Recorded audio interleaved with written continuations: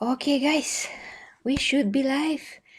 Hi, and welcome to this If the Emperor Had a Podcast episode 3, which I promise that I'm going to stream for Halloween. So happy Halloween to everyone. I had a very awesome, very long Halloween. Went to see circus and just had a great time overall. But I got home a bit too late, unfortunately, so I'm sorry that I am thus late with this, but I promise. So here I am, and I can't wait to see how much scary this podcast is. You said that it is, but I don't know. Really creepy, scary podcast? I cannot imagine that. But we'll see. Last one was like so funny. But, so first things first, guys. Hi to you, awesome, amazing golden starties. Hi to dear Clayton, dear Ivy, Blade. Oh, Lynn. Good evening to you. Oh yes, Lucky is here. James, thank you very much for this donation. It makes a difference. Thank you, Harry, Julio. Bazinga! Well, we'll see how much bazingas we're gonna have this time. Okay, so as you know, these lovely podcasts are rather long. So we are going to just go ahead and start this. Not going to make you wait. And yeah, I cannot wait to see what is this about. So let's learn something, because every time we do learn something or we refresh our memory, in any case, it's gonna be interesting. So let's start.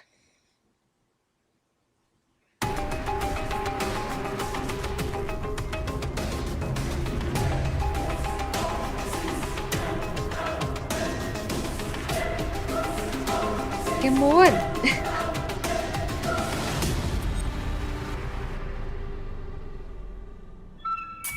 Okay, let's see how creepy. Attention, denizens of the Imperial Palace and beyond. This Voxcast publique is designated... Omega Prioris. Continue your operations, but listen at least partly to this very inappropriate announcement. Inappropriate? Thought for the day. You have to be 18 standard or older to listen to this. Anything else is unsuitable and heresy.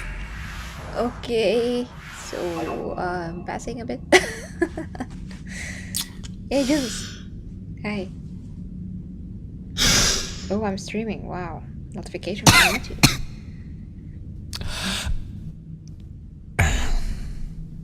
This was not the kind of break I, Yes, Unihorse. Cover your ears. Dumpy Grimbo. Yes. Hi. Hi. I am Manclesiarch Decius the 23rd. I have been brought onto this Voxcast to...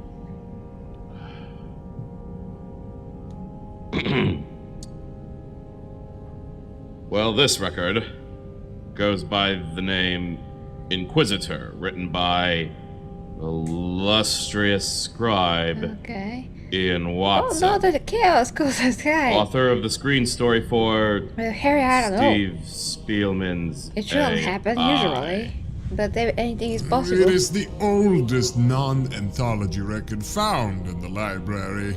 Its age surpasses even that of records covering the Horus Heresy.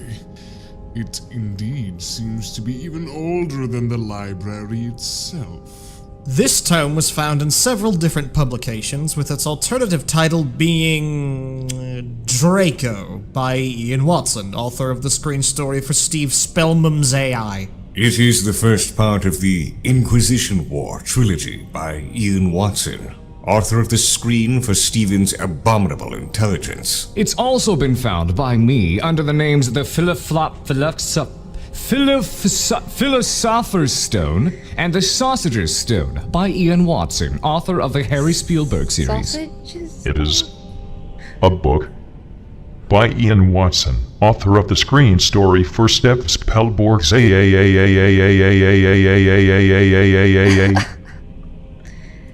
I have Glitch. never read this book. I do not know why, but now I have, and my life has forever changed.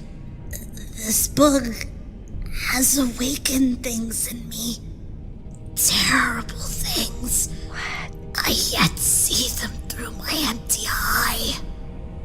This book was a mistake. Rippling Minotaur apps. Poor sweet child. I am sorry, boy. Oh, you see things that aren't there through an eye you no longer have, too? This book is a cold, wet towel wrapped around the midriff of my mind. It drenches us with its lurid text, the text that is the water dribbling from the frigid towel that is this book, soaking us until one can do naught but become united with one's uncomfort. Yes, that is literally how the book is written throughout. It is like sour magic. Yes! Magic! Living chocolate amphibians? A ridiculous prospect. To be wholly transparent, however, I personally kind of enjoyed is perhaps a bit strong, but liked this book. It was wacky, uproarious, and quite varied. But you are wrong, King of Nipples! This book proves beyond doubt why the normals have to be eradicated, you see! Throughout the reading of this, we discovered that this writer has, incidentally, also penned a record filed under the name of Orgasm Machine. We have not had the distinct pleasure of reading that one. But based on our findings, reading Inquisitor, Ian Watson also writing a book called really say that? Orgasm Machine makes a lot of sense. My Emperor, please join me in my crusade to kink shame Ian Watson back to the Eye of Terror. Tell us of your opinion. Did they Numerous really sell this? times, this record tries to insinuate that I am little more than an raving skeleton upon a golden toilet. Therefore I hate it, and it needs to go. You've insinuated such things about yourself on numerous occasions, Father. I think Nobody you riff on me but me. He's really right, you know. immersed, by the way. That's mighty petulant, Father. Is there anything of value to be gleaned from this foul text, my lord? I believe there to be some erudite knowledge intermingled with the layers of rancid fluff that thickens this book. It would, however, be hard for anyone to coerce this knowledge on a single read. It is style over substance given form. In what manner should we go about covering the contents of this record? There is only one way. We must cover each chapter. One by one. Why? I'm Because- interested.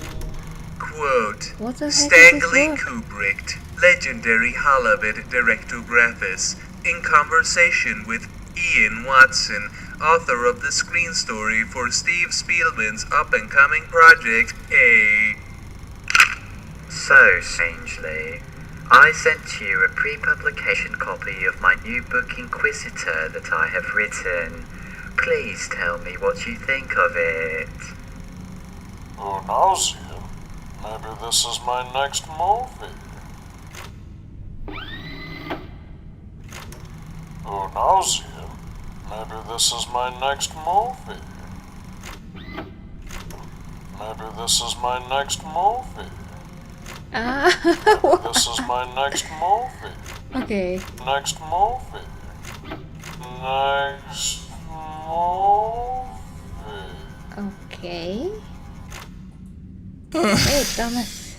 Hey, my Let us begin. Inquisitor. Pre-prologue. Let's see what This the heck book this is begins about. with a pre-prologue, as so many books of legend do. It first needs pointing out that there are many minor differences between the record named Inquisitor and the one named Draco. Draco is the name of the Inquisitor we follow throughout this epic, and I figure the name change was a result of the Inquisition not wanting Jacques Draco and his base love quest associated with the Inquisition as a brand. It appears as though Draco is a newer version of the same book, Ah, yes. but with some changes to certain elements and descriptors. possibly in an effort to cover up unwanted information, as is the Inquisition's wont. Morbidly accurate, Ecclesiarch. Man, Ecclesiarch, please. Man, Ecclesiarch? Well, the pre-prologue of Draco does make this clear with a note that reads, and my condolences in beforehand, for it is quite long. My Lord High Inquisitor, I have now examined this particular archive as you requested of me. I can state that the text does truly date from a time around 1200 years before the present day. However, in the absence of a true physical copy of the work, dating a record that exists only as a data file upon our cogitator with any real precision is beyond the abilities of even my most skilled tech priests. As to its content, there is little to tell. I have been unable to acquire any evidence of the existence of an Inquisitor of our order by the name of Draco. Indeed, my researches have led me to believe that none of the orders have any record of such a personage. However, I have not been permitted access to their most hidden archives, and I cannot therefore offer a definitive answer as to his non-existence. Of his outlandish companions, I have more mixed feelings. The work itself states that the Calidus Temple acknowledges the presence upon its roll of infamy as such named assassin. Yet in all my years, I have never heard of such a request for information producing such an unequivocal result.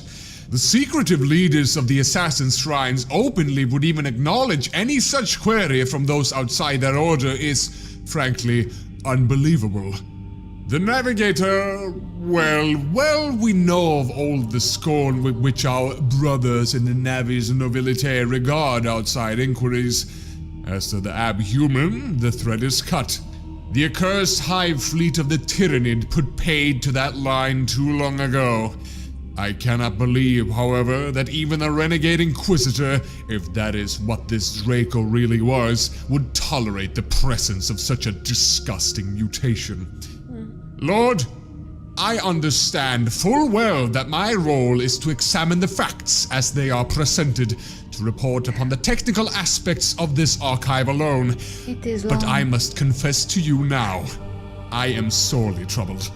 I have been serving you in my capacity as Master Librarian for 2 centuries now, but never have you asked me to report upon such a tangled morass of bare half-truths and inferences. Is it that bad? If even a fragment of what this memoir purports to reveal is truthful, it implies a conspiracy of the most mind-warping complexity. Yet where is the evidence? Without it, this work can be nothing but a blasphemous heresy, a traitorous farrago of the most evil kind. This work would be better destroyed than be recorded in any form, lest it one day be revealed to cause who knows what damage to the minds of scholars less skeptical than ourselves. I implore you, Lord, let me erase this heresy. May the Golden Throne watch over you. Ah. So it's bad. Who knows here? Maybe this is my next movie. This inquisitorial droning was no doubt added after the record was, somehow, discovered by the rest of the Inquisition. The conclusion of their review of this book is eerily similar to mine. I have to say, though, Uncle Vernon was a dutiful man. His loyalty to the Imperium was commendable. His son's death to the Parish Abhuman was tragic.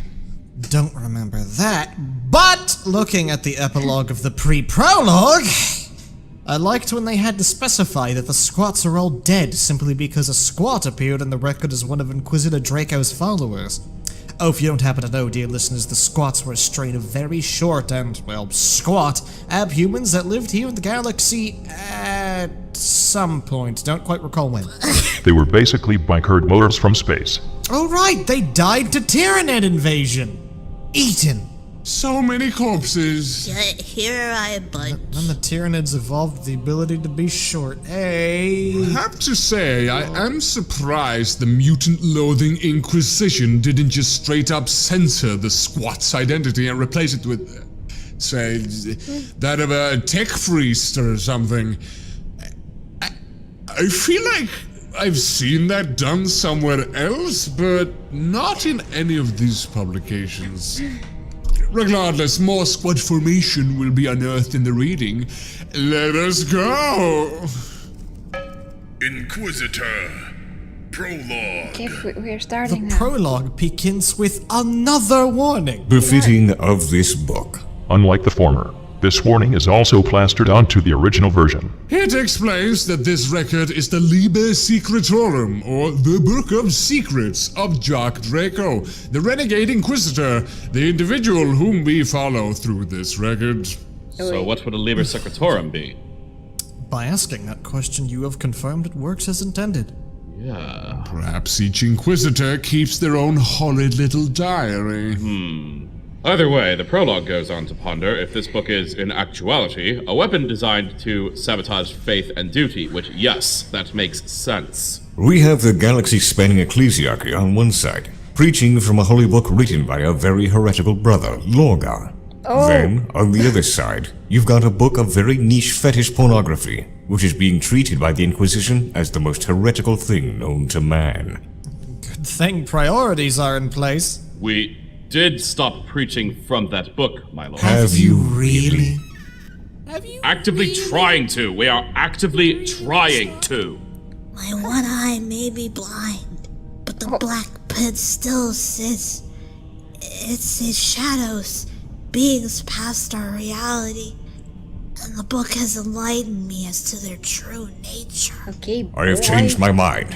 This fetish pornography is definitely worse. Tentacles. No. Did they tell you to burn things? A rank amongst the Inquisition's dedicated demon hunting division is also mentioned, known as Hidden Masters. This is very incongruous, especially given that Jack Draco is a member of the Ordo Malleus, which is as fucking subtle as the namesake implies. And after this, the actual prologue begins. A good book starts with one prologue. The adventure of a lifetime starts off with at least 3. It finally introduces Jack Draco, who's writing in first person here. He is, and I quote, a secret Inquisitor of the Ordo Malleus. Not so secret anymore. Secret Inquisitor is practically an oxymoron, Ian Watson. Secret Inquisitor Jock Draco starts hyping up his secret adventure by spoiling the key events in the book. He says he has gone to both the Eye of Terror far in the galactic north and the Emperor's very throne room in secret. Then he briefly humble brags about having done those things even while considered an impossibility by the masses. One man could not possibly have gone on such a journey, yet here he is. He goes on to claim Inquisitors are seekers of truth, which is true, except when it's not, which is always. They may seek the truth, but when they found the truth, they tend to cover up the truth with heresy blankets and then pretend like the truth is the not truth. What? Genius. Truth. And now, a metaphor for your consideration by Ian Watson. Possession of a secret is no blessing, no hidden jewel. Rather, it is akin to a poisoned toad lurking inside a gem-encrusted box. Oh, bravo! Just Good. beautiful! You may expect this sort of analogy to be but a one-off. It is not. Secret Inquisitor Jack Draco then starts telling this story in third person, likely for dramatics. It will become obvious as we continue why that possibly could be. His reasoning is actually as follows. Though no demon I feel in my bones that it might prove inauspicious to utter my own name overmuch in my own voice, lest I somehow be summoned and bound by hostile human forces. Therefore, I shall become he. I, Jacques Draco, will tell the story of Jacques Draco's experiences to this data cube in the hopes that the Master of the Malleus, or of the Inquisition, may authenticate the truth of what I report and determine to take action. In that event, you, whoever you are, wherever you are, wherever, whenever, may be scanning these words as part of a briefing poised on the brink of a deadly mission. I hail you, fellow Inquisitor, Marine Commander, Hidden Master, whomever. You see, this is probably one of the worst things you could listen to before undertaking an assignment as he suggests. Mostly because the grammar requires you to read it 2 or 3 times. Hail, Draco, I am your emperor. Allow me to reiterate what you have just said. Your reason for writing in third person from here on out is, in fact, not because you wrote the contents of the book in before you wrote this disclaimer. It is instead because you are avoiding having your newly disgusted comrades run their way into your love quest dungeon and to bind you down.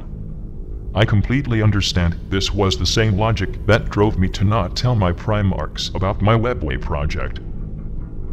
I hate everything you just said and I will ignore it. Right, so I particularly like the implication that he is invoking the true name clause as though he were a demon. Similar to the name he provides as an example, Flygzlzale. Where am I? Oh my lord! Fuck off. Shit, a giant skeleton! No demons in the throne room, Magnus. No promises are made. So, hey, I am unsure why the secret Inquisitor in question, Draco, appears unusually far into the record. Also, his one defining characteristic is to act like a shitty little snake child. Just like a boy. Eat the death porridge, sir. Shut it, snop! Moving on. Draco begins describing his companions, of which there are 3. The first is the previously mentioned squat, who goes by the name of Grim. Dumpy Grimbo. The second companion is a navigator named Vitaly Google, who apparently looks very old, but is only about 30. A bit par for the course there, I suppose.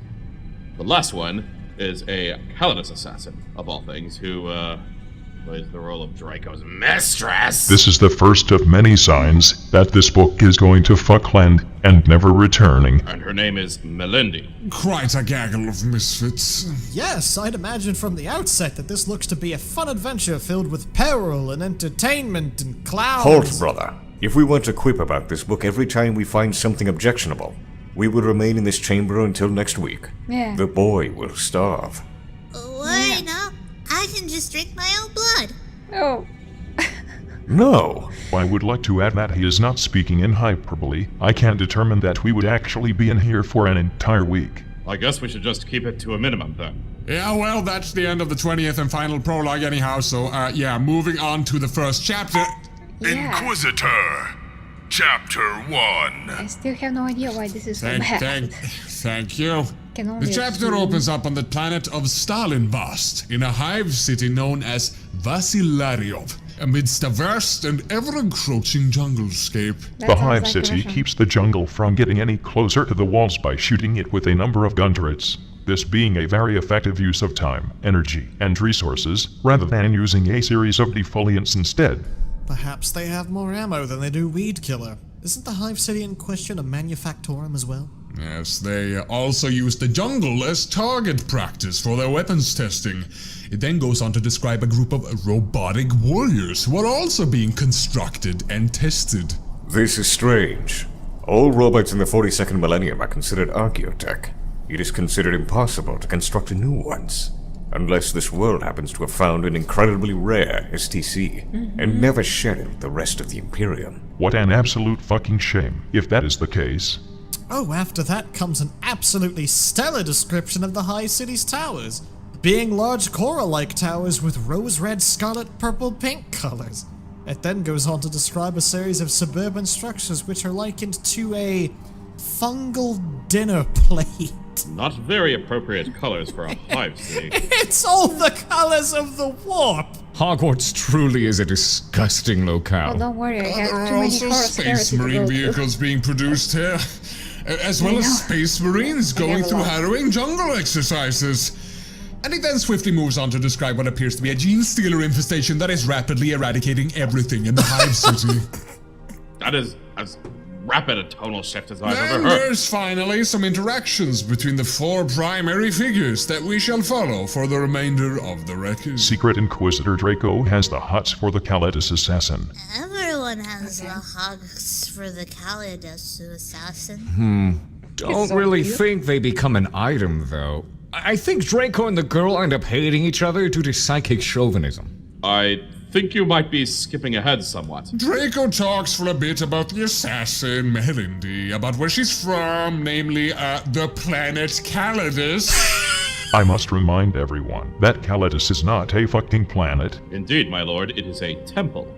Yes, and how she's dressed in a very thin toga and wearing, pointed Eldar-like shoes. Clown shoes, no, of course. I mean, the party is intentionally disguised as a rogue trader and his entourage, so it makes sense. Clown shoes never make sense in any context, and I will not have you debate this. Anyway... You would be verbally murdered. Anyway, Draco is on the planet to oversee a not-secret Inquisitor, one Hawk Obispal, as well as the quelling of a Gene Stealer uprising. Apparently, nobody bothered to tell him that Gene Stealers are not Koa's demons, as he seems to think they are. In his defense, I am fairly certain that most people were unaware that Gene Stealers were Tyranids, until recently. It's fair, since the Gene Stealers came long before the Tyranids arrived in the galaxy. The Tyranids' morbid answer to a vanguard. Oh boy, here he comes! Boy, close your ears. Oh. There is then an overly long description of Melindy getting naked, taking polymorphin, coating herself in synskin from a spray can, and leaping into some ductworks. While this happened, the lads are openly staring at her supple form as she crams herself into a ventilation shaft. Polyjuice potion is a hell of a drug, kids. The purpose of this action is to continue to oversee the battle between the Planetary Defense Force and the Gene Stealer incursion. In the scene prior to this, Jock utilizes some sort of, Jokero technology. Fucking techno-monkey tech. There are these little flying drones that are almost invisible to the naked eye, with which he uses to investigate the battle as it unfolds. As you know, using an undetectable means of subterfuge and investigation is the lesser of the two options, when your other option is to send out a large, pleather-bound woman who has to crawl through ductwork and kill people to remain undetected. But she needs to help kill the aliens or they'll steal their genes. Wizards don't wear jeans, shut up, boy! And that covers Chapter 1. Okay. Inquisitor, Chapter 2. In Chapter 2, we take a break from the horny escapades of Jack Draco to behold things from Obispal's perspective. It is equally as morbid. I am pretty sure he quotes an ancient bad text by the name of my cap or something. And if any of you out there are familiar, you will know why this sucks, and will understand why corporate cleanups of the Inquisition are justified. Yeah, after this, Obispal and his troops proceed to cull the Gene Stealers. This scene continues on for a bit, not going anywhere in particular, until we cut again back to Draco's hotel room. Right. Draco appears to be musing on the warp for some reason. He's also doubting his, hardness. Quite literally, he wonders if he's truly hard enough to handle tasks like the one now before him. The way this man doubts his capability to do his job is really telling of the Inquisition's hiring practices. I mean, it would be if he weren't somehow super competent regardless. Then we get a fun description of Grim the Squat's home life and how his strain of humanity lives. This proceeds to be sharply contrasted by the next scene in which Melindy transforms into a Gene Stealer but not via polymorphin, and how she then proceeds through the ductworks to get closer to Obispal's position. And then we shoot back to the hotel again, where Grim's preparing to head out and assist Melindy, who is now a Gene Stealer, sort of. After this, there is a bothersome discrepancy regarding the assassin highlighted. She is an initiate, and yet she is actively utilizing advanced Jock Arrow tech, that is to say, extremely rare and complicated alien technology, just here, in the hands of a self-professed initiate. Father, could it be that she is just that good? Shut your noise hole, you cockatoo. Melindy finally reaches Obispal and saves him from a Gene Stealer that was sneaking up behind him. She then deftly climbs back into the ducts where she belongs. Meanwhile, though, in another location, the squat known as Grimbo is riding on a power trike! Specifically so that he may rapidly collect Melindy and return to the hotel room. I'm All confused. the while, Draco looks on using his alien spy technology, and the writer takes no time in admitting that Draco wants to have sexual relations with the Calidus assassin while she is disguised as a gene stealer. I wish death for myself. Should we judge him for what he likes? Boy. Yes. You were this close to the window, boy, I swear! Finish the chapter, please. No, we're finished. That's basically chapter 2. Inquisitor, Chapter 3. Yes. Grimm continues his trek through the streets and side passages of the Hive City on his power trike and notices several things. Bodies standing upright, killed in these massive street-choking crowds of people, all of them bashing into each other, trying to evacuate. Watson continues describing scenes like this for at least 2 pages. I shall not. Good. There is enough Grimm here for all of us. Yeah. He collects Mehelindi and takes her back to the hotel on his power trike. In the hotel, everyone ogles her new form for some reason. Dark Draco then proceeds to have an internal monologue on how he really wants some of that gene stealer. That is a statement I will not repeat and already regret having said. Move on, swiftly! There's not much more to this chapter. They talk on how polymorphin works to an extent. They talk about Mehelindi requires a lot of food to transform back due to the calories required to transform in the first place. Draco orders a sumptuous feast for everyone, while Grimm appears to be less than enthused. He muses that there are millions dead. And here I'm... and that although the Gene Stealers are losing this fight, that fact is but sugar on the porridge of death. What? This is the best book ever. These assholes then have the gall to point out that I have no way of experiencing pleasure at all. Which, while true, is very rude. Aren't they eating fried chicken while talking to each other? I wish for fried ostrich. My family can barely afford grilled carp's cakes. These wizards are truly living a life of unrivaled opulence. Well, unrivaled as compared to an average hiver anyway.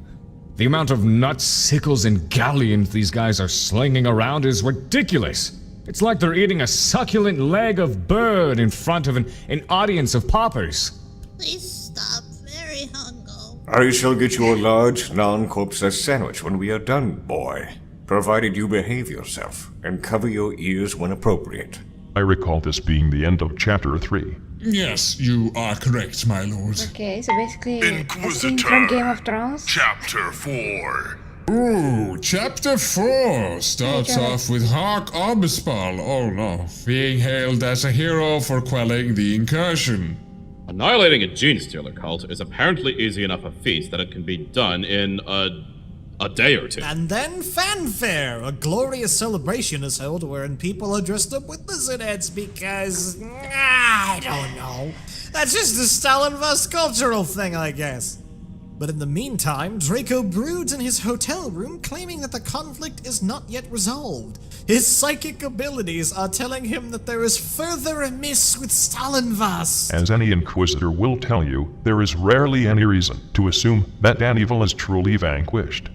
Obispal therefore strikes one as a proper jackass, concluding his investigation without making sure all is truly well. Father. Lorgar. Shut the fuck up, YouTube gremlins. As he sits in his hotel room, Draco proceeds to pull out a leather container made from the flesh of a mutant. Just like my book. Nasty. Yes. Then he retrieves from it the Emperor's Tarot.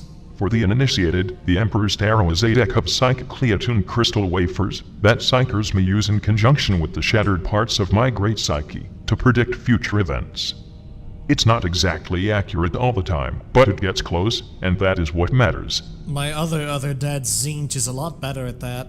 We need to stop inviting Coas boys onto this Voxcast. Yeah. Anyway, he uses the Terror to divine some information with regards to his mission and Stalinvast as a whole, and finds that his prediction is interfered with by a man who looks like Elder Harlequin. He also divines on one of the cards as an image of Mehelindi, which I assume gives him a raging hard-on. Boy, stop quoting him. It is forbidden. Hey boy, perhaps you should become a custodian. You are still young enough to be torn apart and reconstructed by the alchemists. I will risk a window to have your bulbous frame thrown out of here. Oh. Wait, how are you even holding that shotgun? I will make an attempt to scurry this along. So, after looking at his Manpura cards, Draco then muses on the assassin, which is then immediately interrupted by Melindy herself reappearing, no longer in the ducts where she honestly still belongs. They talk for a short time about the mission at hand, as well as the mysterious Harlequin man. She then talks to him about... Okay, yeah, you take this one. An infamous assassin by the name of Mother Gullet who used her polymorphine to swallow a planetary governor's infant son. Oh? What bearing this has on the story is beyond me, but it sure is interesting. Let's see, Babin. Yeah, one moment, boy. She apparently ate the child in order to use it as leverage against the planetary governor, who was being unruly. It's obviously written as a lesson to all unruly children out there that if you act the renegade, an assassin will come to your house and devour you. Remember that well, boy. The next time you ask ridiculous questions might be your last. Silence! Your continued harassment of the boy will yield you the same fate as that tech priest you are so fond of throwing out the window. Bold of you to assume you could grab a hold of my unctuous form in the first place. Are we done with this chapter Not yet? quite yet, my master. Jacques goes on an inner monologue, talking about his time as a young man on a distant planet, his home planet, where he first learned to be an Inquisitor in, Inquisitor kindergarten or something. He professes that he was a child genius, and that he quickly excelled in his studies, and with that information fresh in our brain, that is the end of chapter 4. Child genius, yes. Inquisitor. Okay. Chapter 5. And chapter Still 5. not In shocked. this chapter, No the way. team departs from the hive city of Basilariov to another nearby hive city known as Kefalov, where Draco seems to think there is a sizable Coas presence. He detected it after meddling with the Emperor's turret. And, oh boy, while in transit from one hive to the other, Draco monologues internally once more. He's now reminiscing about a close call he had as a youngling, being stuck on a black ship bound for Terra. In case you are unaware, listener, the black ships are part of a fleet intended to collect and transport psychers from all across the galaxy, shipping them to Terra. Draco has been picked up by one of these ships and was to be sacrificed to this here skeleton. Only I am allowed to call me that. I'm a rebel, what can I say? It is through this vignette that we learned he was romantically interested in a young psycho girl around his age. Aww. And that by being spared from his fate to be sacrificed, he was unable to be with her. He used this as a flimsy excuse as to why he sexually repressed this record, taking its every chance to talk about every person's desire for the sex. Because Ian Watson is a free spirit, not bound by what makes a book good in the conventional sense, only focusing on what he, himself, wants to write about. And isn't there something quite liberating in that kind of mindset? No! Not when you're recording an Inquisitor's investigation into a potential Coas incursion, one of the biggest threats known to man! This is not relevant information! Do not... But apparently for Do the not writer, listen to him, Ian Watson, or any other would-be scribe out there. Follow your heart, not a formula. Stop! We require no more sewer goblins writing about their arcane sexual afflictions! Yes, we do! I will learn to write. it. What have you done, Magnus? Inquisitor Leech Person will have his day in the sun. Shut up, boy. No one who can read would want to read that, and I can read, and I can tell you that no one would want to read that. So there. Well, this is quickly escalating out of hand, so listen, please. Draco and company arrive in the second hive city and begin to make their way to its underbelly, as that is where the ruinous energies are coming from. While investigating, they come across a number of ruinous tentacles intertwined with the streets of the underhive. They go ahead and start cutting into them with various weapons. The record utilizes flowery language and purple prose to describe how they go about this, almost to the point that it's completely unnecessary. No, not even to the point. It's completely unnecessary. They are certain that this mass of tentacles is the source of the energy. Nevertheless, Draco and the gang now meet with the clown man himself, Sephro Carnelian, for the first time being thoroughly introduced to him as the reason why these psychic tentacles, the origins of the psychic energies, the so-called Hydra, is on the planet. Draco then starts shooting with his plasma gun and makes a fucking awful statement that goes, "Blessed are the ignorant, unless they are Inquisitors," which, while being a true statement, is just so strangely put when referring to coats. I believe this is the site of another discrepancy, Coats. as my book had no mention of a combat spell being used. If anything, it's likely they moved the tentacles rather than cutting them in my copy. That, and apparently he and his compatriots used a sort of catalyst to channel their psychic energy. This catalyst being about the size of a twig? Yes, and then the chapter ends with the assassin chasing after the Harlequin man. What a cliffhanger. Why does everyone keep saying that? Inquisitor, Chapter 6. Who knows you? Maybe this is my next movie. Yeah, okay, this chapter has the assassin going through a literal assault on the mind of the grisly carnal variety by a clown man with a psychic tentacle spawn. That might sound mildly amusing, but no, it's just in poor taste, so... Yeah. Spot on. Very poignant, poor child. Moving forward. Okay. Ian Watson, why do you do this?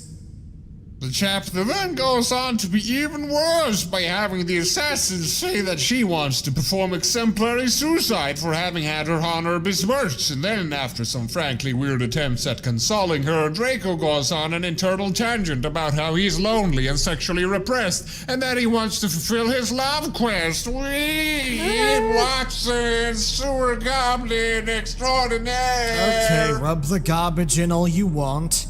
But you're forgetting to mention that Draco, Melindy, and Grimm returned to the hotel room to find it broken into.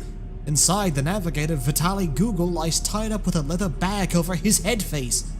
He reveals to the gang that some mysterious assailants had broken into the hotel room, tied up and stolen all of Draco's Jokero Tech spy gear, including all of the spy flies. This has given the Harlequin man an upper hand, for he can now see Draco wherever he goes. Ooh. It also apparently needed specifying that Google had shit himself whilst lying tied up in wait for rescue, and that Grimbo the squat released him, cleaned him up, and then gave him a massage. Really? What is That it? squat sure is tender. Alright, that is it. End of chapter.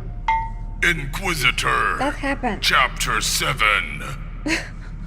Allow me to summarize the small amount of actual progression we had in the last chapters very quickly. The party encountered the Harlequin man, Sephro Carnelian, who used ways to get information out of the assassin Melindy. The Harlequin man goes on to explain that the chaotic presence in the Underhive is a warp beast called a Hydra. He then chases off the party, and they are forced to seek the planetary governor's astropath. Yes, in Chapter 7, we are given a very descriptive view of the planetary governor's penthouse. The planetary governor is apparently a mutant, Which would be a shocking twist if it weren't for the scantily clad girls with eyes twice the size of normal human eyes having the sex with him in the other room as Draco enters. This is the literary equivalent of seasoning a lemon with a lime in an effort to make it more sour. You just can't really get more sour than what you started with. After this, they simply have a talk with the governor, which leads them to gaining access to an astropath. This brings us to Chapter 8. Inquisitor, Chapter 8. Jesus. So the planetary governor leads Draco and company to a secluded part of his palace where he introduces them to the astropath, one Mama Pagine, who has a large quantity of small free creatures with her. I believe she refers to them as, well, cats. She seems to identify with cats because they are weird creatures. Draco dismisses the governor and speaks with the astropath. He informs her that they require her psychic abilities to contact the Imperial Ravagers Space Marine chapter in order to perform an exterminatus on the planet. It should be noted that outside of this record, there are no other instances of this chapter being mentioned. Even within our own records of Space Marine chapters, this group is somewhat of a mystery. Probably White Scar successors considering their ravaging name. After the discussion, Draco takes the old woman aboard their ship and begins to depart. On the ship, called the Tormentum Malorum, Neat name. there is an interestingly bleak portrayal of you, my most throne-bound master, as a mummified corpse, standing in something akin to a miniature temple dedicated to yourself. In my version, there is a very imposing bas-relief image of me standing triumphantly over fucking Horus. Not entirely sure if this newer version of the record is trying to suck up to me, but it's nice to not be referred to as a corpse. Draco then, uncharacteristically for an Inquisitor, changes his mind on the exterminatus. After consulting his remaining drones and learning that the horrid clown cosplayer, Carnelian, has whisked the Hydra away from the Underhive. The evil presence thus removed, the planet is no longer a suitable target for exterminatus, and the order is cancelled. Somehow. They then enter warp drive and depart for a lead on Carnelian and the Hydra. In transit, the party talks with each other for a while, bantering on squats and their life cycles, and how they can live to be almost 1,000 years old, and that the older they become, the stronger they become psychically. Interesting if true. Then, in another extreme tonal whiplash, Mama Pagine reveals to the party that she had sent the exterminatus order anyway, because she had suffered unreasonably at the hands of the governor and his family. Ow, my neck! Whoopsie! A planetary genocide level oopsie. Yep. And to put icing on this mass murder cake, this astropath is initially extremely pleased that she killed an entire planet and all potential robot warrior STCs that might have existed on it. But then Grim, bless him, astutely reminds her that all her cats were down there too. And then she cries a bit. She's not a good so pet dumb. owner. I am in agreement, boy. That is no way to treat a wizard's pet. And with that cataclysmic event out of the way, we move on to Chapter 9. Inquisitor, Chapter 9. Halfway there. Let's keep a stiff upper lip, my friends. No, this book makes me limp and feeble. Draco's ship still has not since shocked. dropped out of the warp and arrived at the location they were heading to, a space hulk, or a collection of ruined ship remnants hurled together, floating through the depths of space. Isn't it an awful idea to traverse a space hulk without proper forces? Yes, it is usually the job of Terminators, who have armor necessary for such a dangerous task. The Inquisitor simply intends to enter with some flimsy spacesuits because he is... bad. No, Draco isn't bad, he's good. The best. Whilst approaching the Hulk, they talk amongst themselves about Draco's past inquisitorial work, in which he would slay demons and then have the visages tattooed onto him. Wow! That sounds like an excellent role model for the children, tattooing the likenesses of demons on your body. Boy, do not listen. This is actually a poor example for young minds such as yours. Okay. This hulk is the supposed location of Draco's lead, and they go through a brief period of preparing to penetrate the hulk's still active foreskin in order to reach its clogged interior. Keep that two-way minimum. The writing is enough, as it is. They make their way inside and are caught in a trap by unseen forces using gun robots? which are referred to as gun servitors in my version. Yes. They fight their way through most of the servitors before being apprehended and overwhelmed. They are then brought into a chamber where a few figures are standing, one of which is the clown freak himself, Sephro Cornelian. In addition to him, there is also Hark Obispal, the allegedly incompetent Inquisitor, and another figure from Draco's past, one Ball Ferenze. Ball's the leader of these men, who are apparently a secret order of Inquisitors unknown to the Inquisition at large, one known as the Ordo Hydra. As this is revealed, the chapter ends. Inquisitor, Chapter 10. So nothing. Chapter really 10 is that one of the special so greatest far. chapters, at least as far as being descriptive is concerned. It is nice for a change of pace, having a bit of light description instead of an incessant lusting after gene stealer asses. Hear, hear, my master. In any case, the chapter continues where they left off in 9, and the prime members of the Ordo Hydra begin to explain their goal to Draco, who they trust immediately. They tell Draco that their plan is to utilize the Hydra to unite the Imperium, as the Hydra is a powerful psychic being capable of just such a feat. From there, they intend to use the combined might of the newly unified Imperial psyche to completely obliterate the warp using your mind, Lord, as a beacon. An interesting plan. I can only see one minute issue. It's that this small gaggle of Inquisitors with no oversight are intending on unleashing a warp monster onto the Imperium as a whole, including me, to create a human hive mind all linked by and under the thrall of a great material beast. That doesn't really seem like a good idea at all, my lord. Accurate. I'm surprised you think so. Having a human hive mind sounds like one of your greatest wishes. I am complaining about the involvement of a warp monster, not the concept of a hive mind. Ah, so just replace the giant immaterial squid with the big angry warp skeleton, full stop, and it'll be fine! I know you are dunking on me, but you are right. So after they finish, Cornelian explains that this Hydra's abilities had already been tested on Stalinvast, and thus they had a starting ground from which they could base their plans on. Draco then interjects, informing the Harlequin man of one fatal issue. Stalinvast has been wiped out by the astropath Mama Pergine. This information seems to stall Cornelian for a moment, who seems to undergo a number of emotional flashes while he processes the information. And blasts Mama Pergine, seemingly in despair that an entire planet was annihilated for no good reason. I am now rooting for these Hydra weirdos. They killed an evil old woman who destroyed an entire planet. And cats! For no reason. And that was the end of chapter 10. A short one, but reasonably alright. Inquisitor, Chapter You 11. guys, is there something Following that's the gonna happen, execution of the actually? vindictive old lady, Chapter 11 brings in a more relaxed setting.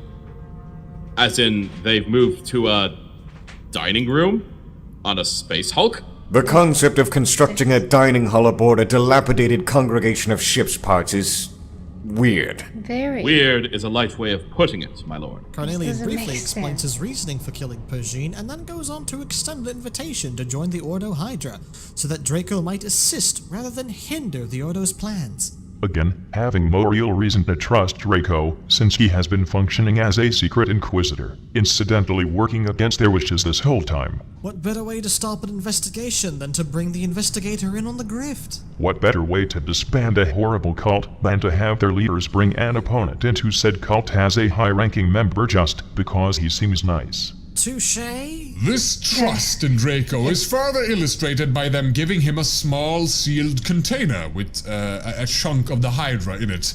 Their intent being that Draco will go out into the Imperium and spread the Hydra.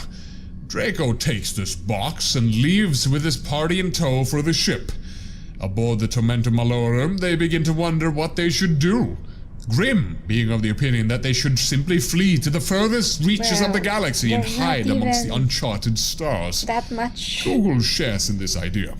Draco and Merlindi are on the Sex fence, scenes however, and they so go to far. the quarters to think on the matter. Just a lot of Draco seems to be lost in elaborating thought when on stuff. suddenly Merlindi enters his room. Boy.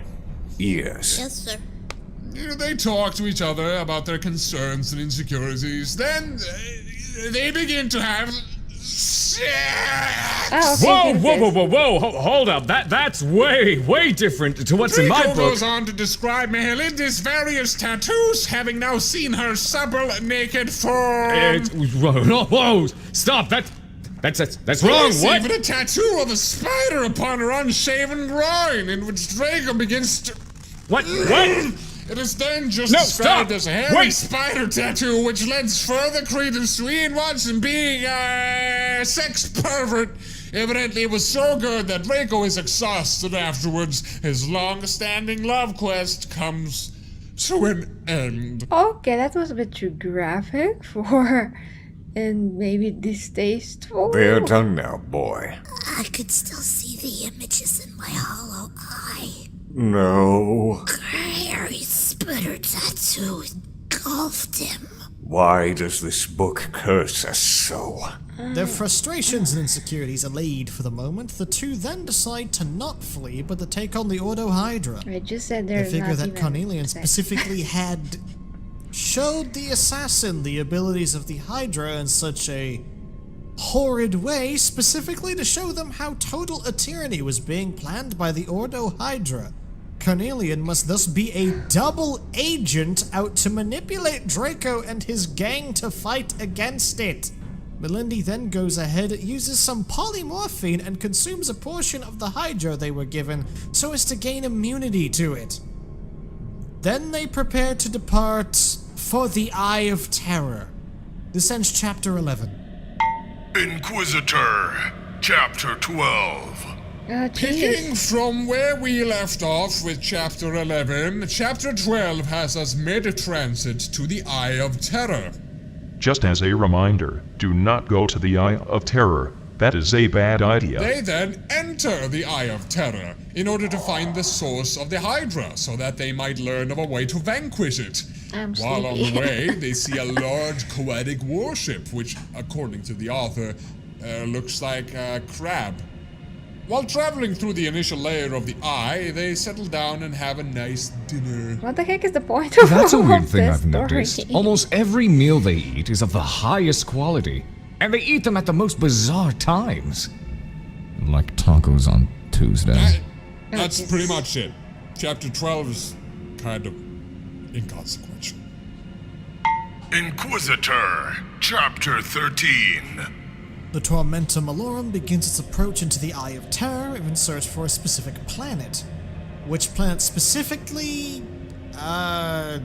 I'm not sure. I may have glazed over that information. Sure wasn't the planet of sorcerers at the very least.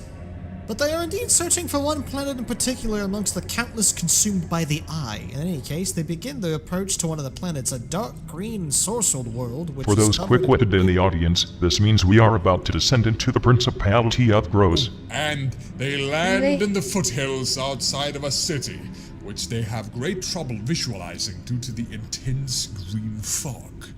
I understand the need for urgency, but that really just sounds like an absolutely terrible idea. Let's just land in the fog of war on a planet that has been overtaken by chaotic energies, with no supporting force, no idea what we'll be facing, and only a funny squat to defend ourselves. Tactical genius at its finest. Yeah. There could be trolls in those foothills, or weird bald men drinking unicorns. As they land, they take some time to muzzle their void suits somewhat to make them blend in with the local populace, as well as have Mehelinda shapeshift into a gene stealer. An act which pleases Jacques to no end. Anyway, they depart closer to the city, so that they might find some answers as to what the Hydra could be. While traveling, they cross paths with another group, but these beings are cursed with the taint of Coas, as Ian describes gleefully. Boy. Oh boy! I am now going to read this entire segment where the record proceeds to explain how these horrid creatures look for no reason. Here we go! A bull of a man clad in plate mail led a dozen capering monstrosities out from behind a stalagmite-like tower of rock. Formidable horns curved from the sides of the leader's head, jutting forward, streaked with dried gore. His armor was wrought in the contours of bones, Metallic bones were bent into hoops around his thighs. Bones melded to bones made runic designs. Layering alien skulls capped his knees. Giant toe and finger bones encased his boots and gauntlets. An obscene codpiece of artificial bone bulged, encrusted with bloodstones suggestive of ulcers. He also wore a fine satin cape that cut a dash in the breeze, and a golden necklace with an erotic amulet. To Jock's senses, the bullman radiated an eerie, brutal sensuality. His gear seemed to say that even bones could copulate, that even metal could debauch itself, though not in any soft style. Behind the leader trotted an upright tortoise of a man whose squamous head poked out of a barrel-like shell spangled with iridescent stars and crescents, as if he was a walking galaxy or a mad magician.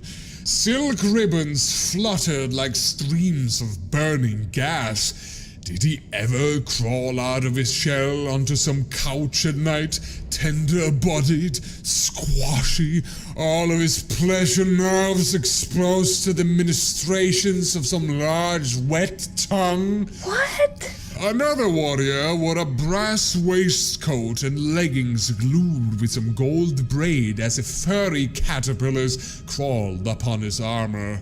In place of his left arm, he sported a sheath of tentacles. On his head, an exuberantly ringleted periwig. Yet another, who was visibly hermaphroditic, in Plas crystal armor, thrust forth a great lobster claw, studded with medallions. One thin, tall, small-breasted figure, braced with a clanking baroque exoskeleton, bore the head of a fly, upon which perched a cocked plumed hat. A brass-bound ovipositor jutted from her loins. Her neighbor was a striding, slavering two-legged goat in rut with a starched organdy ruff fanning around his neck, lace ruffled at his elbows, and a velvet cloak. Only one massive man appeared to be true human. Fine. He wore a nightmare parody of noble space marine armor, engraved with 100 demon faces, though disdaining a helmet. Great flangled pipes soared sidelong from behind his head, as if copying the bullman's horns in reverse. That head was of statuesque marble nobility, the hair bleached white and permed into waves. Is that comedy? At the No, tip I of his don't know if I- aquiline nose, he whether wore an should emerald I ring cry that or laugh? suggested Jock a drip of I'm mucus. just One exploding. cheek was tattooed with sword and sheath poised like lingam and yoni. Alongside this traitor marine there danced a mutant woman Oh, I who was at cannot once assimilate beautiful this. and hideous.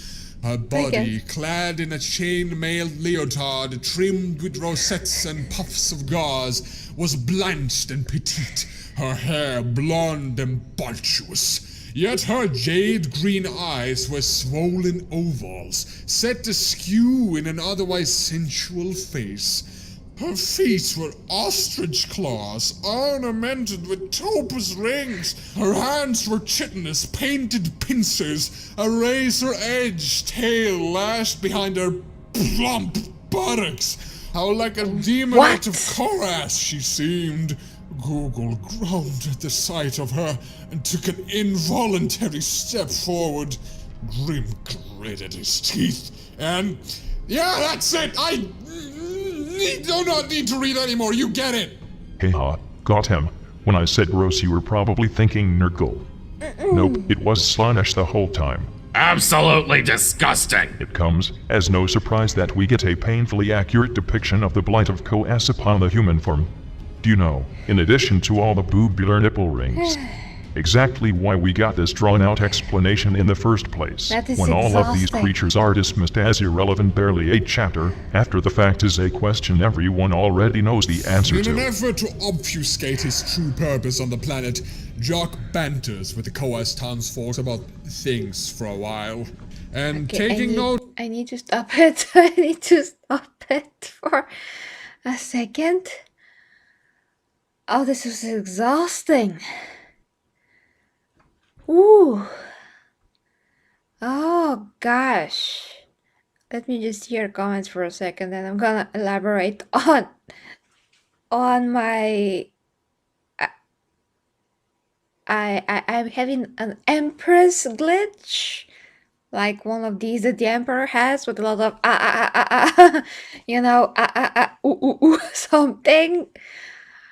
Okay, so this was the one thing that I was waiting for. I mean, I didn't know what to expect, but is this the horror that you speak of? Oh, okay. Oh yeah, okay. Yes, my brain is melting as well. Whew. Okay, so not a chaos. Peak literature. should, should it be? Okay, Ryan. Oh no, illustrations? No. I was actually imagining what I could during this description just because my brain works that way. You know, because it's just the art in me. And that's what makes it horrible, because I can actually see it as it being described, manifesting in my mind. Okay. Oh, so you can burn it. Okay, hi to you, Drew. Whew. Okay, I'm gonna continue here. I just wanted to say, well, not only to take a break from this, but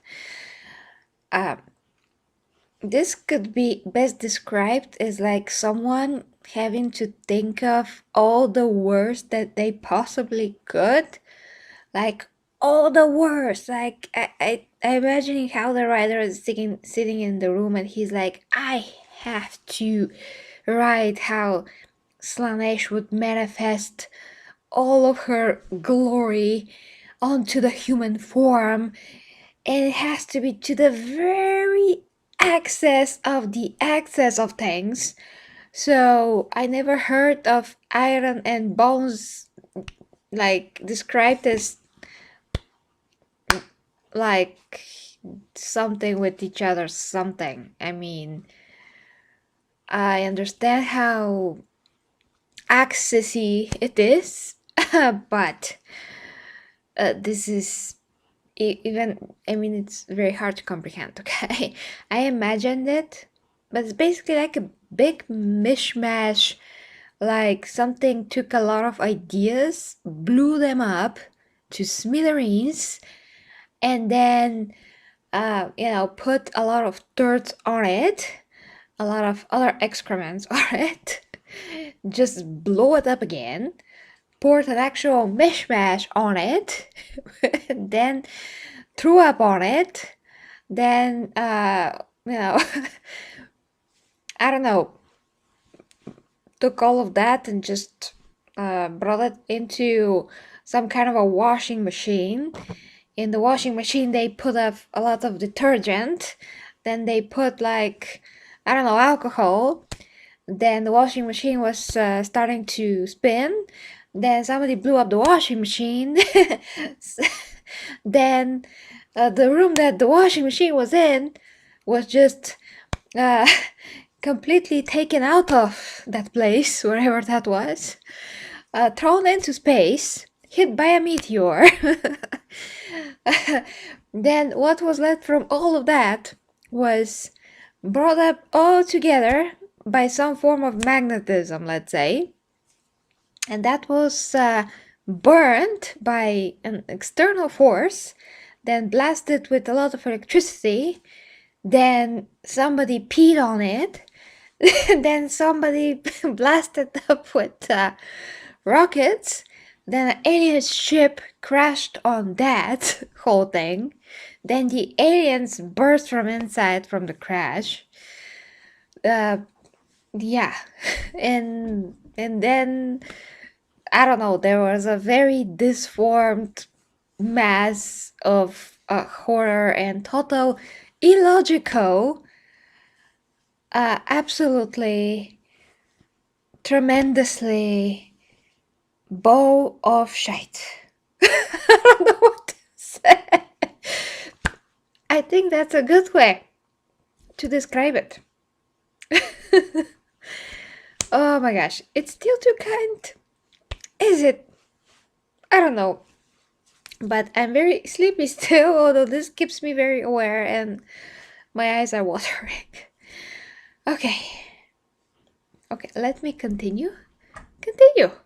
Time to explain to them that he is having sexual relations with Mehelindi, who might I add, is still disguised as a genius. Oh wait, you have forgotten the best part about her transformation. No! Did you not wish to talk about the fuck pouch that she grew to simulate a vaginal opening as a part of her disguise to these filthy Coas folk? What? Who knows you? Maybe this is my next movie. Abnormal wrote this. And yet I find myself ostracized for wanting to call them. Game of Thrones. The servants of he who shall not be named are wily and disgusting. Truly, Ian Watson understands the subject matter better than we could ever hope to. I'll never want to understand Coas. On that, boy, we agree. I mean, shut it! Suffice to say, the Coas warriors are only slightly duped by Draco's ploy, and combat ensues. Okay. Lovingly rendered combat, I might add, to be entirely fair. It is not bad. At least he goes to as much detail in describing their wretched bodies being torn asunder as he does in describing the wretched bodies in the first place. Yes. After dispatching the band of Coas people, they move closer towards the city on the horizon when they hear a very distant noise, which is explained further in the next chapter. Okay.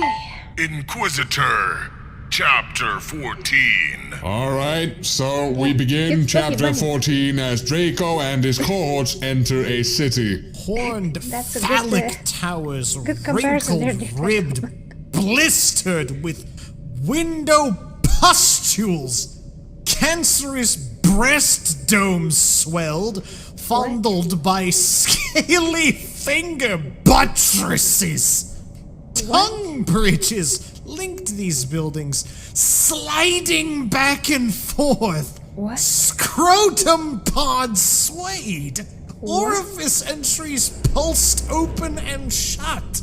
Some buildings were in congress with each other, headless, limbless torsos laying side by side, joined abominably. An architectonic orgy.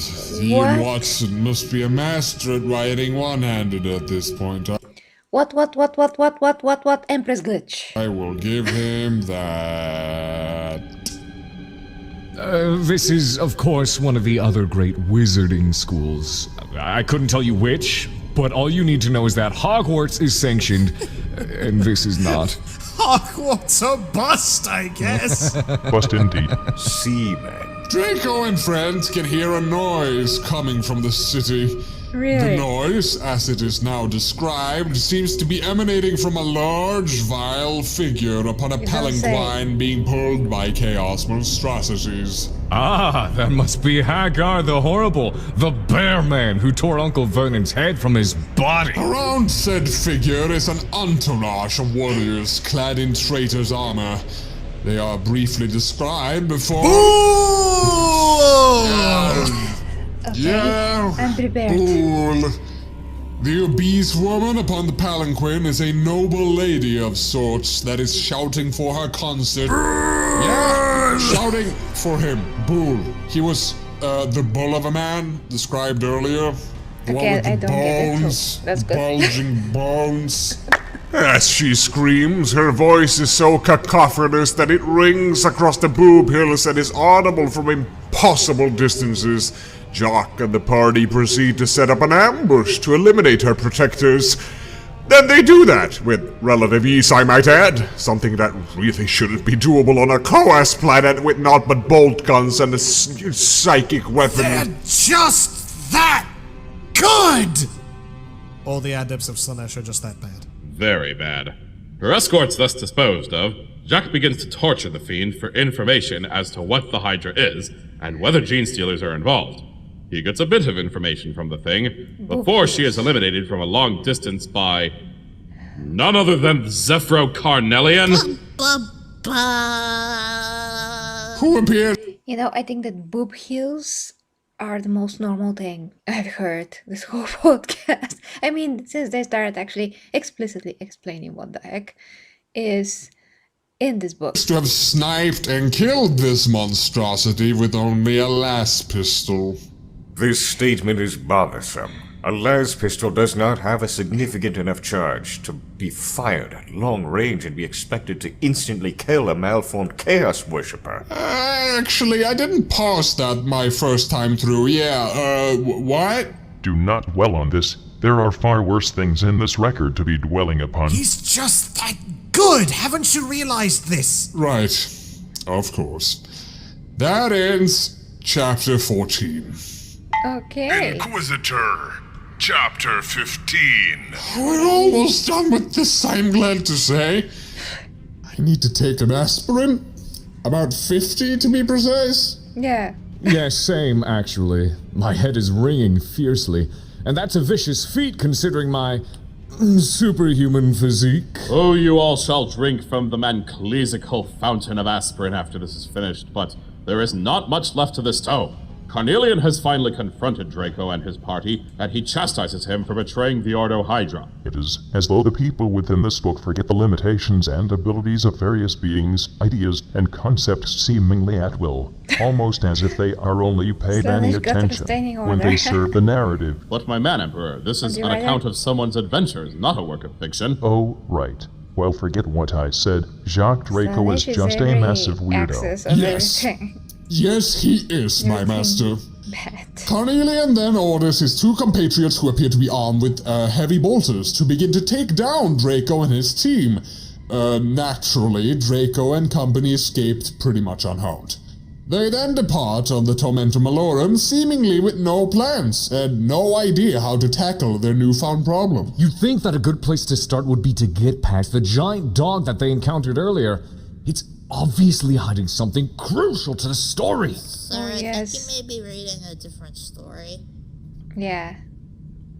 Shut it, boy. You have no regard for foreshadowing and obviously have been slacking off and reading our Holding book. the book upside down, sir. I knew that. There's a picture in here that's upside down, and I wanted a better look. That's not the book we were reading. Huh, it isn't. Shield Captain, what is that book you are reading? I have seen this book before. Gotcha. This is a fictional account of a wizard from ancient Terran times. This book was intended for small children during this time, and yet he thought it was an account of a rogue Inquisitor seeking to undo an Imperium-wide conspiracy group. That is extremely funny. What do you mean? Everything I read was a lie? Well, yes, it's a fictional story meant to entertain babies. Clearly, it did its Oh, job. dear, are you okay? I hate you! Sleep well. This is all wrong! Case is a lie, truth is a lie, as Jacques Draco would put it. You don't understand! I loved these people! Yeah. Hey, I loved Ronaldo. He was a lovable goof who was never afraid to speak his mind. And now he doesn't exist! Oh no, it's happening again. It's okay, sir. He still exists in your brain. Wow. It's not the same! This poor guy has so many complexes. Insecurities. Wow, He he needs took that hard. therapy. It's just like the time when we were reading him The Giving Tree. I think he's taking it a bit harder because he's the one reading it this time. But hey fucking nerd, keep going. We need to finish this up with or without him. Yeah. Right you are, my master. So, we left off on...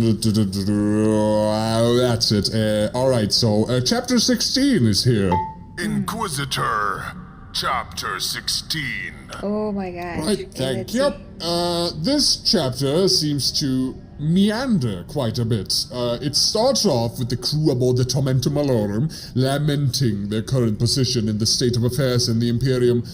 Jock is concerned that his crew doesn't trust in his ability to lead them. Grim is despondent and seems to want to drink excessively. Mehelindi shows absolutely almost no emotion. And Google continues on to contribute a bare minimum to justify his existence in life. He's a navigator. What were you expecting out of the little pervert? I don't know. I just find his existence redundant. Jock could have spent this entire time having not even mentioned his name, and I think we would have had about the same idea as to what is going on. Complain about redundancies later. Read now. Of course. They spend the chapter visiting the resupply depot and the star system of Bandicoot. It says Bandicoot, I'm sure of it. Whoa. You are in need of prescription spectacles, sir. The star system is called Bandicoot. It's practically the same. Anyway, during this time, Google seemed to dwell on the repulsive fiends from the Coas planet and how he felt hanging in there, aroused by her presence. I mean, holding to the chair. Meanwhile, Jock muses on his attraction to Melindy in her gene stealer form because, of course, he does. At least he acknowledges it. Unfortunately. While all I'm this is totally gonna happening, forget about the boy this. Grimbo slips from their It's all attention and shocking. goes I on a usually forget drinking such things binge that are aboard too the shocking to station, me. staying for way too long and almost getting left behind as the My mind tormentor just Malone deletes them to preparing save me. depart without him. To Literally. think, we almost lost the only redeemable person in this record due to impatience. As they leave the station, they resolve to find a way to alert the Emperor himself on Holy Terra about the plot. This irrational bag of bones must know of the tentacle monster. If it were up to me, and I had the ability to take in visitors, who are screened to the point where we can see the DNA of their very pubes, I would. Granted, if I were to know what Jack had been up to prior to this point, I probably would just throw him out the window. While I wouldn't begrudge you that, my lord, I would prefer to be the one to throw him out. I would too, honestly. As would I. If I were strong enough, I would destroy him. Do not worry, boy. Someday in the future you may grow strong enough to defenestrate foul, depraved secret inquisitors. Oh, that is likely the first and only time I shall be warmed by boy's childlike wonder. Oh well, while finally en route to Terra, Mehelindi reveals to Jock a horrifying truth. And for once, it isn't anything utterly depraved. Oh. When she was a young trainee for the Amazing. Calidus Temple, she was given some sort of special thing. Again, not depraved, but it's not very well elaborated on. Regardless, said thing stops her from transforming into anything other than a gene stealer with her polymorphin, and that she is more or less consigned to this singular and specific talent. That's Okay. doesn't sound like a very good thing, to be honest. Nope, but this does end chapter 16. Okay. 2 more to go! Inquisitor, Chapter 17. We smash cut to Jacques inside of a crate on board a transport ship bound for Terra. That's a bit of a jump there. Why, yes, straight into the action. You see, Jacques and company have managed to board a black ship now, and stuff their bodies into boxes in order to be transported to Terra without worry. Jacques explains to his readers that he has convinced the not-secret Inquisitors aboard the black ship that there is some sort of kidnapping ring that has been stealing the young, psychically imbued children who are to be sacrificed to the Emperor as slaves for various uses. He appears to imply something very foul here, though sincerely I hope it is simply me reading too much into this.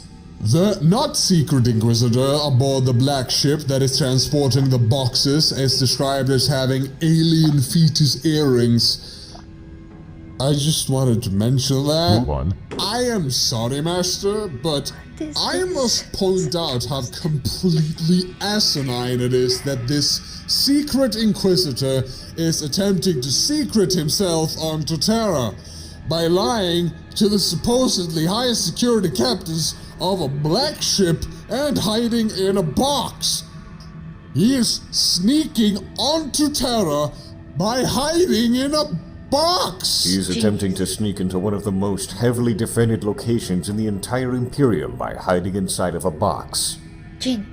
That would be funny, were it not so personally insulting. Stop dwelling on it and move on, damn it. If we time skip again to Jacques and his party disembarking from their crates, which appear to be bound for the kitchens in the lower sections of the palace itself.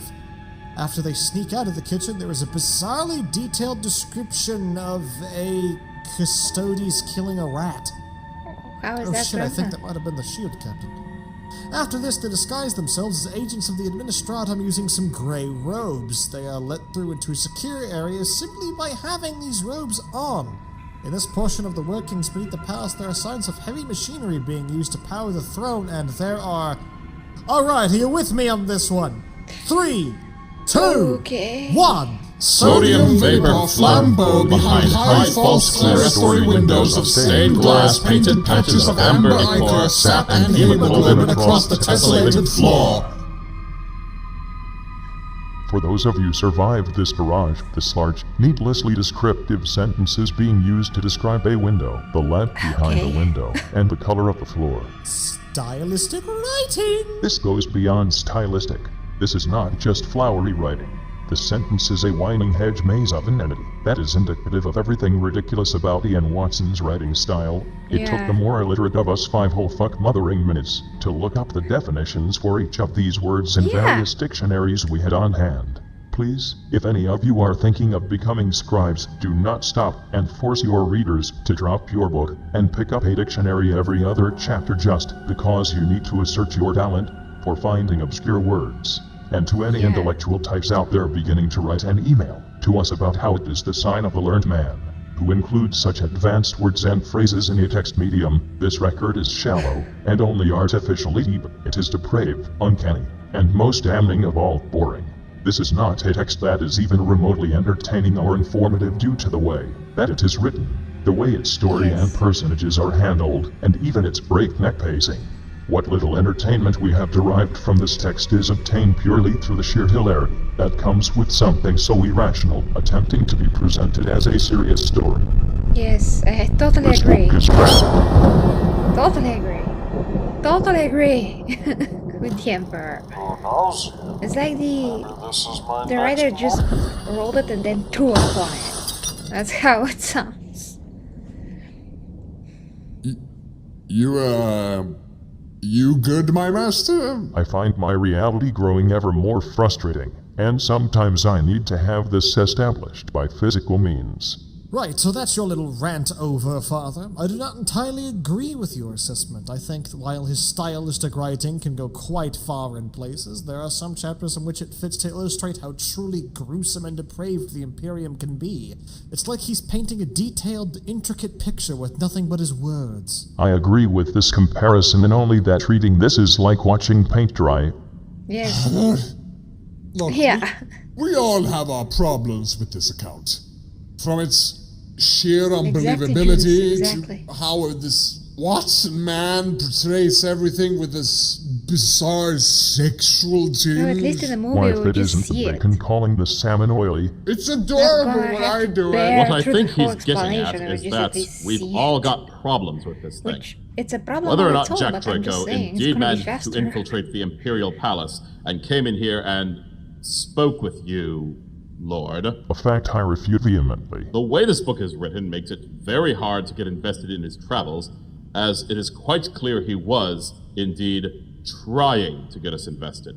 If you feel the need to enhance a tale about a rogue secret inquisitor seeking to save the very Imperium of man from total destruction at the hands of a sinister cult, then you have not told the story properly. Yeah, Rogue I was zoned correct. out. If it The wasn't story for stood all of every those chance of enrapturing depravities. us with its contents, and yet here we sit, repulsed. It's rather Definitely sad do when you not think want about to it. see Slaanesh. Kind of, yeah. Or her, his Should we expression. continue on and prepare to end this book? Sure, Just saying. whatever. This has gotten It's gonna be quite sad, faster. and I would prefer to feel angry at the contents of this book. Right away, my master.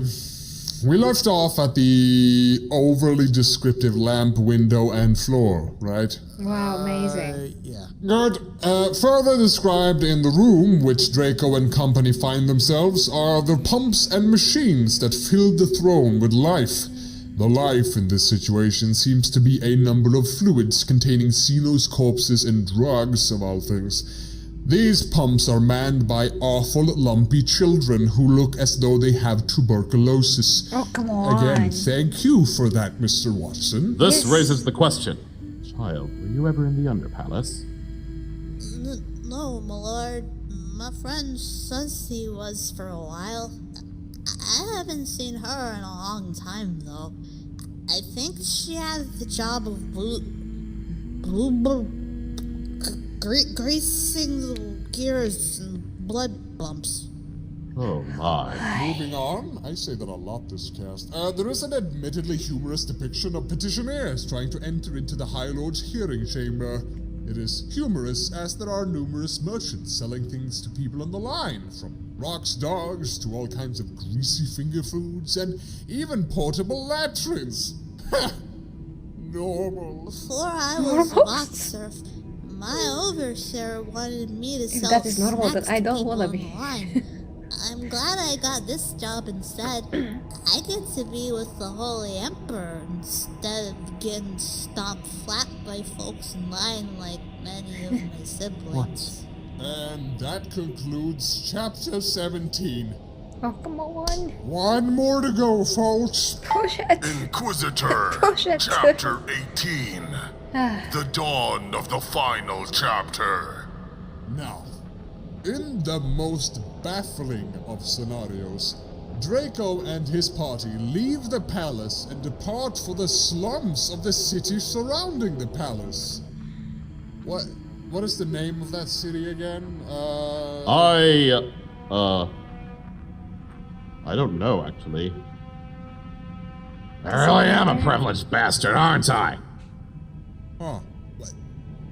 Well, they go to that city and apparently spend months moving back towards the palace. They do this because they think they are being followed by potential assailants.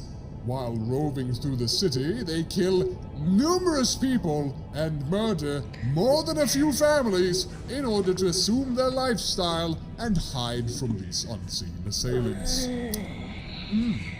Bunch of fucking murder hobos. They're not very good people. They eventually wind up at the Eternity I feel like I Gates, have to lift disguised some as weights. somewhat high-ranking officials. I find it incongruous that they murder a sister of battle, a tech priest, a small child, and similar just so they can steal their identities and sneak into the palace. Oh boy. As if making their party look even more suspect will somehow help them break through our security protocols. Maybe it was Taco Day? Good point. Whatever the reason, they get pretty damn far into the literal Imperial Palace. I am ashamed. I wouldn't be surprised. Yes. People seem to waltz into here all I the am damn fortitude. time. Before they are made to be I'm made creating by a the fortitude gods. around myself with myself Time and my own stops. muscles. Father, apparently you stopped time so you could talk with him. You then conveyed his incorporeal form into this very throne room Oh, no. and spoke with him about already knowing all about the Hydra and that he would be your agent against evil. I can say, without a shadow of a doubt, that this man has never in his life ever set foot in this throne room, corporeally or incorporeally. You sincerely cannot remember if you had ever spoken to him, Lord? Sincerely. Neither this man nor his ramblings strikes even the smallest of bells within my memory. This unfortunately means that our entire story was all for naught. I hope. As a custodian guard, this is quite gratifying, but as a reader of this book, it is thoroughly unsatisfying. And that is also the end of our book. Inquisitor, epilogue. Oh no. I am feeling the burn from reading this now. I am not reading any more of it. If you people desperately want to know how it all ends, the book ends with an old man shitting himself to death. What? Is anyone surprised? What? No. Ah, so Is it that a does, joke? ending with a truly potent allegory to the human condition. Inquisitor. Over. Is this serious? I suppose. Is it? Well, and truly. Alright. So, since this took a year to get through and my entire body has been lit on fire by Ian Watson, I wish to stop here for now. There will be no That questions this time around because I know the vicious blob beasts listening to this will only make it worse. Thank you for this mercy, my lord. Thank you. And for inviting me onto this Voxcast, I would also like to say, what did I do to deserve this? Is this my way of repenting for my previous wrongdoings? Please, I beg of you, do not exact this intense a punishment on me again, for I fear my old body will not be able to take it. I must go now and drink from the fountain of aspirin and sleep, long and Fountain deep. of aspirin. I wish you all good recovery. They're all a bunch of whiners. Magnus, do you consume the taco on the Friday or the Tuesday? Taco Tuesday is on Friday.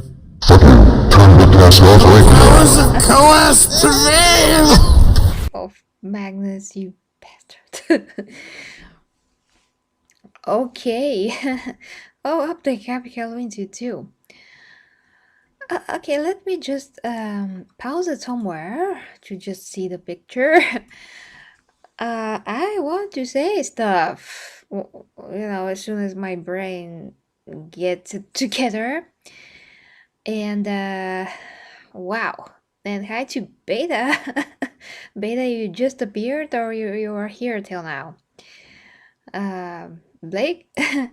Sarah? New people I see. Yes, he has to pay us our medical bills. Absolutely, I agree. I got the freaking Empress glitch here, after all, which is not like I get often. Actually, maybe that's my first official Empress glitch, I'm not really sure. Oh my gosh, but the Emperor put it best. Yeah, he did. I would add to the Emperor, from myself. I'm sorry, guys, it's 1 a.m. and 19 minutes. So, I will add, Empress will add here to what the Emperor said, that to me, this Watson guy, or whoever his name is, it's like he watched the worst PORN ever. I'm just saying like this to try to avoid YouTube to me, So he watched the worst possible. Then he sat and he thought long and hard how to write horrible things in the most creative way, most pompous, most I have a stick in my butt way, most pretentious way. So he took his time and he probably, he wrote and he wrote and he wrote, and then he looked at it, he threw up on it, he probably did other things on it, and then he got more ideas and took a cleaner piece of paper and wrote it again. So that is my assumption of, or maybe it's, I don't know what to call it, but yeah, it's my assumption of how this was created, because I don't see any other explanation about this atrocity of writing. And also, the Emperor is right that, as a reader, when I hear something like this, I am zoning out. I mean, I'm zoning out through the whole story just because it was extremely boring and it didn't go anywhere. It didn't actually hold any true meaning or substance or anything like this. It doesn't matter if this exists or not. Actually, it's gonna be better if it doesn't exist. But I mean, it's not like it contributed to the lore. This could be like a story of anything, basically. So just sit on your butt one day and just write, well, space marine walked 2 steps, reached his window on the ship, and that was his window because it was his quarters. Then he had a red spot on his ceramide armor. Then the spot had like 100,000 microbes. Then the microbes, they also thought that they have Koa's god somewhere. Those Koa's gods were, you know what I mean, you know? So whenever I see this type of a writing, I'm like crazy. I feel crazy like in the Asterix and Obelix, I don't know how many, 12, 13 feats of Hercules, where they went crazy on one of the feats that they had to perform with bureaucracy when they had to deal with that. So I feel like I'm totally going out of my mind. I'm beside myself because I'm like, what is this? What is this? And then after I'm done with what is this, I'm like, and then I'm like, for 10 minutes. Like Anakin, no, is going to sound like a child's oogie boogie words. I mean, child's words when a child cannot speak. Anyway, so basically I'm crazy. That's what this makes me feel. Okay, I'm done. I'm done with my rant on how my brain exploded upon this very, very, very, very pretentious piece of writing. That is the most subtle and fluffy way that I can describe it. Okay, now let's see what you guys are saying in the comments before I go, because once again it's almost 1:30. Okay. Oh's Guide to Mirth as well. And this is the last podcast, by the way. So there is no more podcast. You have to let me know what else do you want me to continue covering. We have more Vox logs, but just in general, because I do see that Mr. Amphibusa, I'm sorry if I butchered his name, it's kind of hard to pin it down, but I see that he did a lot of other stuff that I never seen, so we may have to consider these, whatever you want to see, of course, and yeah, I'm gonna be all up for that. Okay, so reading through your comments. Oh, wait, I have to catch up, You know, the Emperor could do all us a favor if he just obliterates this book, but that's another thing. If I could do it, I would do it like Wonder Woman powers enabled, muscles engaged, and then poof, there's no book. Yeah, but I have not acquired these powers yet, so there's that. Bad cause?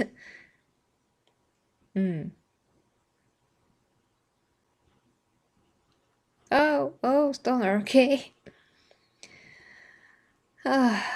Yeah.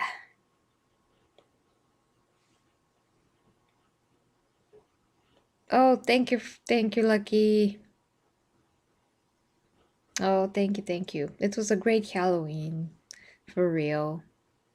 Posted some pictures of today's circus adventure that I went on Facebook and a bit on Instagram if you want to check. Just saying. It was an interesting way to spend Halloween.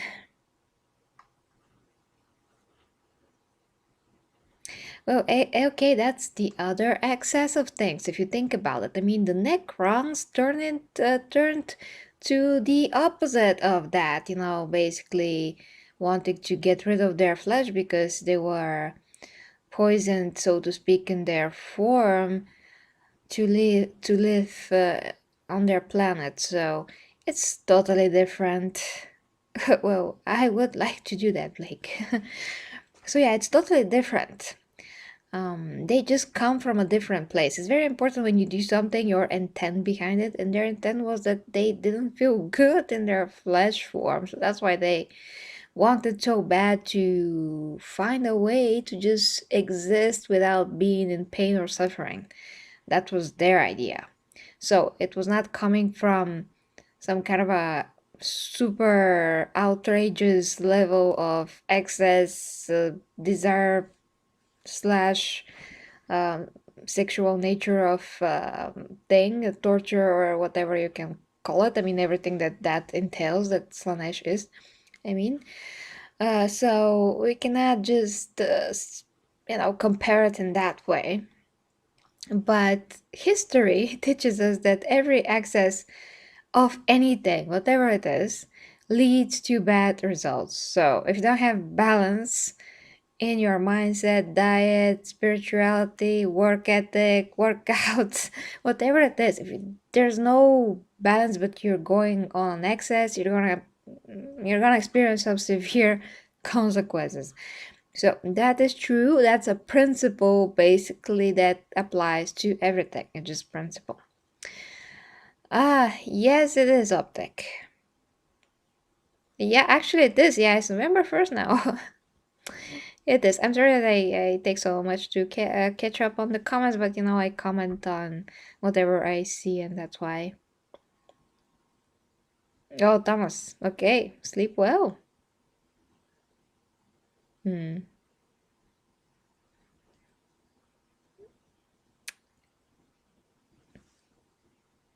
Ian is the reason the Necrons did it too. I'm not sure what that means at this moment. You have to excuse me. Ah, you mean that you're kidding about the altar. Okay. Just show the book to Slaanesh. I'm sure that it will be like, oh, that's amazing description. Could you just make it like more because the whole book is so boring.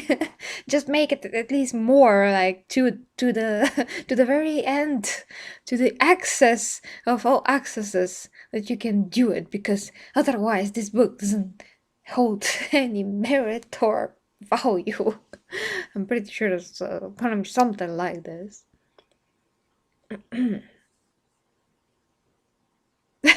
Shamans. The shamans didn't commit suicide to create Big E, but to avoid this book. Antoine, I think you have a point there. Absolutely. Okay. Yes, the Catan dragon, yes. Oh, yeah. Okay. Yeah, optic. But of course, if you resist too much, that's also not good. So, like I've said, balance. You have to understand balance, like literally, like what it sounds like, and not completely, go the other way as well. That's gonna lead me to the topic of this week, to my OnlyFans, which I have to record tomorrow. It's about something like this. A very interesting thing. But yeah, I'm gonna be very, very, yeah. Anyway, not gonna get into that. I just wanted to say at the start, Marvel's Calgar issue 1, the comic book that came out. Actually, I thought that I'm gonna get it when it came out, but I missed it. So I was like, oh, when that was coming out. Oh, okay, it's like 2 weeks ago. But anyway, it's a very interesting comic. It's a bit poor, you could say. I mean, a lot more things could be in it, but I like the art, and it ends on a cliffhanger that's, oh, I don't know what to tell you. I mean, some people think that it's good, some people it's not, but it's my first 40k comic book, so I am just happy to have it, basically. For the cupcakes. I make amazing protein cupcakes that are 2 times less calories than the regular ones, and you can even, you can even like them better. Well, that's another thing. Ah, yeah, the dragon is canon. Even I know that. Well, actually, I started from the beginning to study, so yeah, why shouldn't I know that? Of course, I know that. Damn it, I'm so sleepy. Ah. Hmm. Okay. Yeah, and my pancakes. And my protein ice cream. Anyway, protein bars as well. Never mind. I digress. So, whew, that was awesome, and awesome in a very weird way. Um, well, yeah. Just go watch my protein cake on my fitness channel, Optic. And that's it. Oh, the Adeptus Mechanicus. Oh yeah, that they were basically comedic relief in that comic book. A bit. Well, just saying. I tried to read the comic book in the mechanical voice because the letters themselves were written in a very like straight font, purposely made to feel like they speak with a mechanical voice. That was pretty interesting. I tried, it sounded very funny. Then, by the way, guys, pay attention here. Then I thought to actually go through the whole comic book, try to read it to you, like basically act it out. But uh, some words, like the emperor said, I really need a dictionary for. As much as I speak English since I was a kid, some of the words in 40k, I'm like, how is this supposed to be read correctly? I'm not sure. So it's just gonna be funny. So if I'm going to do this just for the fun of it, I have to put a big disclaimer that I'm not going to read it very right, but it's gonna be funny, I guess, if you wanna watch that. I don't know. But I just thought it's gonna be fun if I read the comic along with you, because I haven't finished it yet. This and I like look towards what's gonna happen, like try to read it, faster, because I just don't have a lot of time. There's another comic book that I want to get to. It's the new Halloween Stranger Things comic. That's like a prequel to the show, and the artist that that drew the whole comic book is actually one of my friends and Bulgarian artists. So it's just awesome to see his work and to read that official Stranger Things comics. And so I just went and saw like what's happening, but I haven't read it like fully throughout. So I thought it's gonna be funny if I do such a stream, reading the comic book, trying to make funny voices. I'm not sure if you're gonna watch it. It's just an idea. But probably not going to read everything perfectly correct. I'm just saying. I'm just saying. Okay. Mm. Oh. Yeah. Well, I like that too. Okay. Yeah. Okay, Antoine. Oh, nobody's gonna care about the Stranger Things, doing it in that fashion. Well, I know that you're gonna watch Dear Clanton, but okay, we'll see. Maybe I'm just gonna do it for fun sometime. But that is it, guys. Yeah, have a great Sunday. Sleep well if you have close to my time, and if I can, tomorrow I really want to make up for today the fact that I have not played a spooky game. Not Amnesia, not Little Hope. I thought that at least I'm gonna try to play Little Hope, But nothing stops me from continue with the Halloween uh, celebration tomorrow as well. So yeah, we'll see what happens. In any case, watch. I'm gonna announce any coming stream as early as I can. But thank you very much, guys, for the support. If you'd like to help me further, you can check the links down below or become a member of the Imperium, my OnlyFans for meaningful, not Slaaneshi, sex educational content. And thank you very much for James for the donation of this stream. It really, really goes a long way, and I appreciate it. So, bye, guys. Sleep well. Love ya, my dear Garrities. Golden Astartes.